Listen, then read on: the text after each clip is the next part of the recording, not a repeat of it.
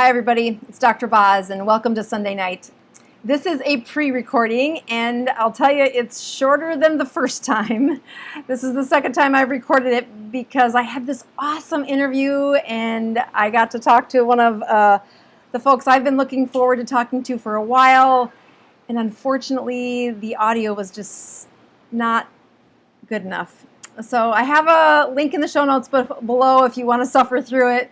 But the audio recording is pretty rough. So I'm going to recap the conversation, share with you what I learned, and let you dive through some of you that want to listen to that in that recording. But it was an awesome interview with one of the owners of REDMONDS Salt, who is the grandson of the original miner or owner of the mine.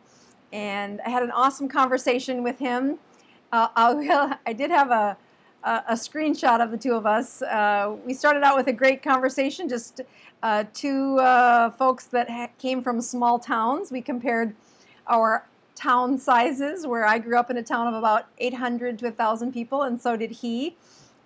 My class size of graduation was 21, and his was 80.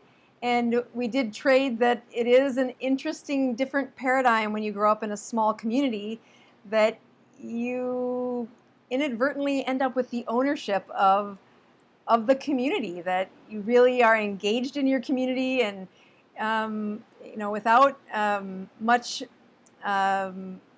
place for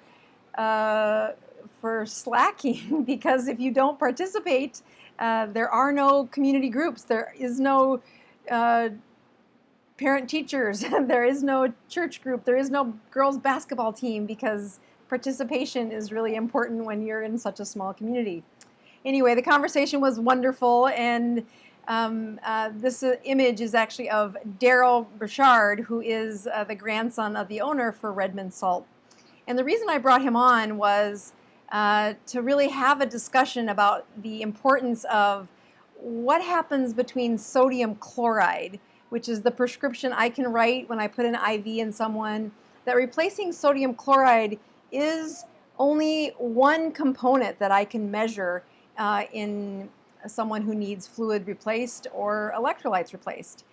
And I own up to the kind of humble pie that I really underestimated how much value there is in a salt with a variety of the minerals that we were really intended to use. I shared the story that the first time I opened the bag of real salt crystals, and I think it was actually Dr. Ken Berry that led me to say, you should really look into this more than just the white table salt. And it was from there that I spent some time reading. But I remember when I opened this, the first time I opened the salt crystals, that the smell reminded me, and it's just a faint smell, but it's the smell that reminds me of the salt blocks that we used to put out for the cattle when I was a kid. And I shared that with him, that I think my dad had high attention. I mean, I know my dad put high attention to the livestock having their minerals replaced, but somehow the white table salt was really all I thought we needed. And leave it to medical school to say, that's what the textbook says, here's what the chemistry says, and really hadn't spent much time in looking at the different minerals that come in a well-developed salt. So since I first talked about salt, I've spent a bit more time understanding why it is that REDMONDS salt really got my attention. And so Daryl and I went through this salt analysis together, and I asked him to say, when you look at this salt analysis, which really is a breakdown of the salt that comes from REDMONDS salt in Utah, a very interesting geologic process of why is there such an amazing variety of minerals that come in the salt in the middle of our country. And of course it has to do with the connection to when it was under an ocean, and then the crystallization of all of that nutrients. let's see if I can blow this up to just give you a little better picture.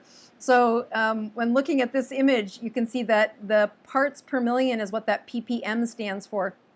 And these first several are the highest percentages of when you break down a salt analysis and say, well, which minerals are in the salt? You know, chloride gets you 60% of it, and the sodium is really almost 38% of it. From there you have calcium, sulfur, silicon, potassium, magnesium, and iron. But what's after that is the part that has blown my mind. And looking at several other salt analyses has given me a great appreciation for what is found in the Redmond salt. So you can start to see that 139 parts per million of aluminum, and then you get barium and bismuth and boron, and I mean, as you look through these this list, the wealth of variety of micronutrients it's kind of mind-blowing, actually. Oopsie, I didn't mean to do that there. Let's see if I can make that. We'll just kind of take that down in size, I guess. See if I can do this. Oops, well, it's going to cover up my face. It's just going to do that.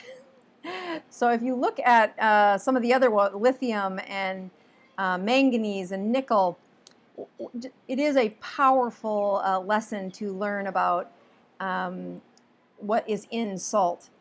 And as I have looked at several salt analysis since then, I shared with Daryl one of the marketing things his company does totally was that aha moment where when you read about something in a textbook or you learn about your limitations on, okay, maybe I don't quite understand all this. And they have a packet where it has you put just sodium chloride on your tongue. And it's just probably a fourth of a teaspoon of salt. And then they says, just let that sit on your tongue. And it kind of burns. And if you've ever really had too much salt and that really kind of tingly fire feeling on your tongue, it's easy to feel that with sodium chloride. So then they ask you to cleanse your palate and then put on some real salt. And again, that is the breakdown of the crystals that are mined there in the Redmond salt. And I share that the original videos I did on this, I talked about sucking on the salt crystals, but since then I've really found the power of just dissolving those crystals into water and adding it to several of the drinks, specifically my coffee, and how that salt has a sweet taste to it. And you look at that salt analysis, and you'll hear, if you listen to the recording, you can carefully hear that Daryl says, yes, it is a sweet taste, even though there isn't glucose in the analysis. And I really find that to be accurate, that when I have looked at probably the biggest mistake that I made for the first several years of doing keto had to do with not replacing the salt in a way that was more holistic, more a satisfaction to my tongue, not just to my prescribing ability. Sodium chloride, yes, that is the two greatest elements in salt, but it appears to be those micronutrients that gives almost the satisfaction that a well-balanced salt really does allow. This gave me the opportunity to ask him more about how other, not just providers, but people come to find their salt company. And originally the mine was used to salt the roads and for animal grade salt, but since especially the last few years, that company has made a human grade salt that has really been almost like satisfying a thirst for a salt. It sounds bizarre because thirsty means you should drink more. In the interview, I share a story that as I've tried to cut back on my coffee, there's been two things that I really had stalled out in when looking at the addition of Redmond salt, which in my case came about a year ago. And that is, first of all, I had tapped out really where I could fast. Fasting was still very difficult for me to do. I really didn't find myself feeling very well into a fast, and it was really more of white knuckling and disciplining myself to fast, as opposed to what I find now, which is very easy ability to fast, as long as I have my salt. And I mean that, but I started adding this is called Soleil water, to my coffee, which has been another thing that I've tried to cut back on.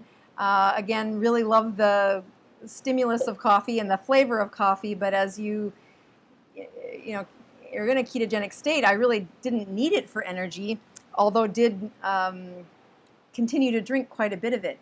And I found that when I was adding salt, the Soleil water, to my coffee, that a cup of coffee would last me all day. That there was some strange satisfaction to the coffee that was filled with Soleil water. And so when he talked about satisfying a thirst in your own palate when you get a range of of minerals in your salt, I really do find that to be true.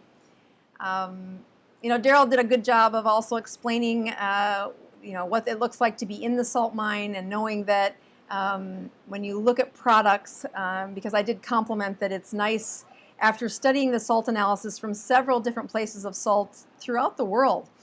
Redmond won, and that salt analysis that I just shared with you, and I'll have a link in the show notes so you can carefully study that. But it truly is the best performance for a salt analysis that I've ever seen. As I look at not only other salts, I look at the delivery of, he says, when you mine a salt or any product out there, look at the places where how many different hands touch that product before it gets to the consumer. And I really do find that Redmond salt is mined, a very efficient team there in Utah, and then delivered to the distributors of grocery stores or mineral salts, or directly from their website.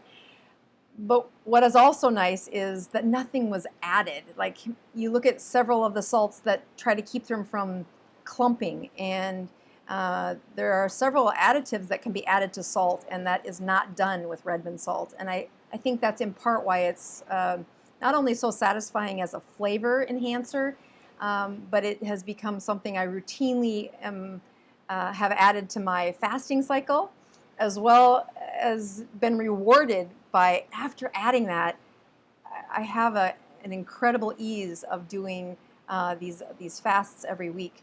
So I just was using a Redmond salt as a way to say thank you to their company, or using the interview with Daryl to say thank you to their company on how much that has improved the health of my patients, but also my experience as I continue to fast each week. And as you guys know, I do this with you and usually post it on Instagram.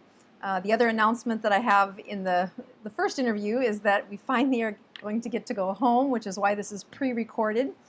And as a result, I also am out of test strips. So I had 2 that I used for the last recording, which I had to redo here, so I don't have one live, but I will go home and I have test strips. I just don't have the ability to calibrate these test strips with the meter that I have. So essentially, I don't have test strips.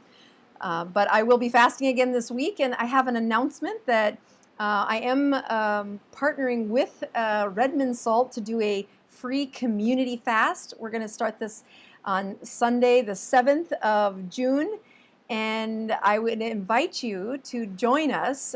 And I'll put a link below to the Facebook group where we're going to post and really make announcements through that Facebook group. It's free to join us and watch. And my goal will be 72 hours of fasting. You do not have to make it the full 72 hours.